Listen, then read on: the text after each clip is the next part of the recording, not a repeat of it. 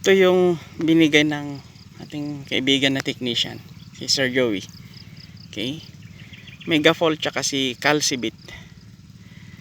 I-spray na tayo rito sa ating sibuyas. Okay, by Monday papatubig na po tayo rito.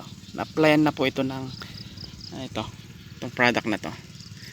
Then ngayon try natin naman sa ating sitaw tsaka sa bell pepper, kalamansi. Okay, i-spray po tayo and update po natin yung result after makita natin mga 1 week. Depende po, titignan natin kung ano yung magiging epekto niya, kung paano yung paglago, pampadami ng bunga ba, pampabulas. Tignan po natin. So far so good. Ito yung na-applyan na natin 2 days before ng Calcibit. Okay, tsaka Megafol.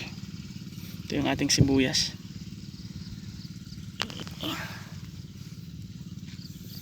Next na activity natin dito, patubig, then papabunot ng damo, papalinis. Happy farming.